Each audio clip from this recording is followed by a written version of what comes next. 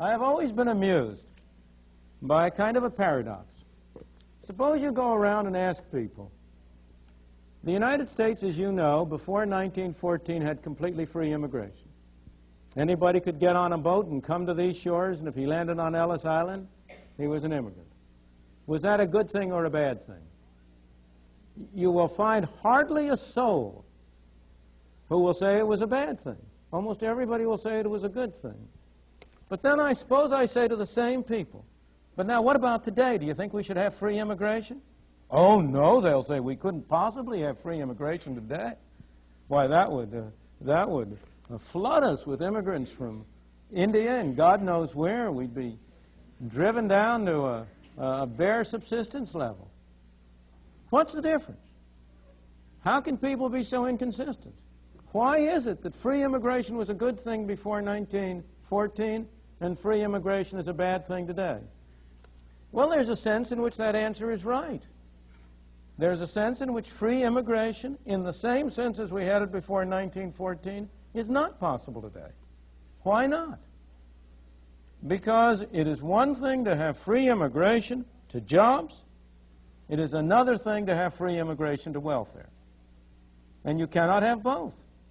If you have a welfare state, if you have a state in which every resident is promised certain minimum level of income or a minimum level of subsistence, regardless of whether he works or not, produces it or not, well, then it really is an impossible thing.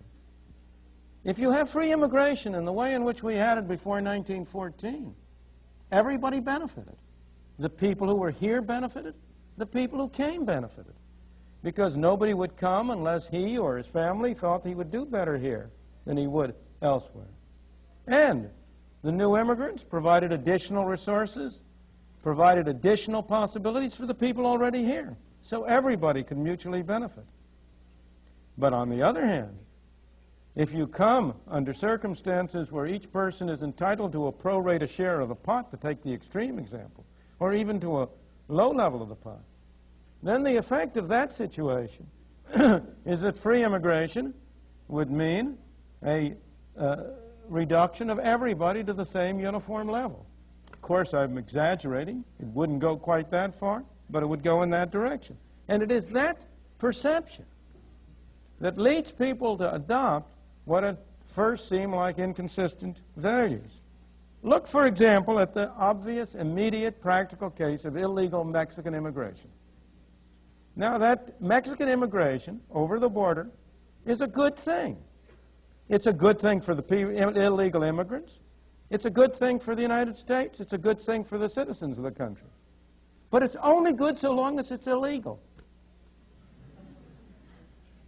That's an interesting paradox to think about. Make it legal, and it's no good. Why? Because as long as it's illegal, the people who come in do not qualify for welfare. They don't qualify for Social Security. They don't qualify for all the other myriads of benefits that we pour out from our left pocket into our right pocket. And so as long as they don't qualify, they migrate to jobs. They take jobs that most residents of this country are unwilling to take.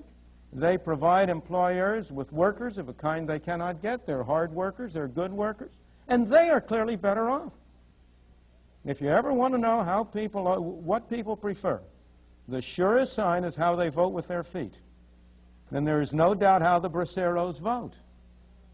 They vote to cross the border with their feet, on their feet, or in any other way they can, by the thousands and perhaps millions, for all I know.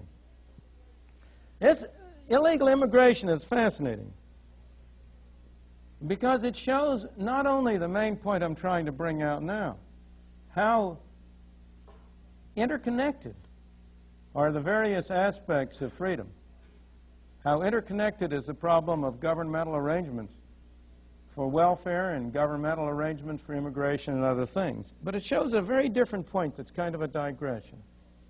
And that is how bad laws make socially advantageous acts illegal, and therefore leads to an undermining of morality in general.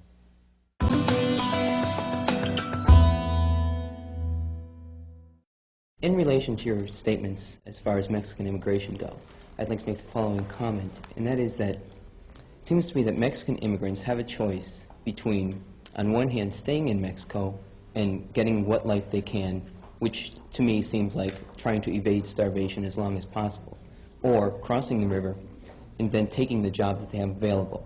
And what I'm wondering is this choice a choice at all, and is it not equivalent to the gun against the head that you were talking about as absent from the free... Who's holding the gun? The capitalists in Southern California who own the... On the contrary, it's in your image, it would be the Mexicans who are holding the gun. Well, because what denies them the opportunity in Mexico? There aren't enough capitalists in Mexico, as opposed to...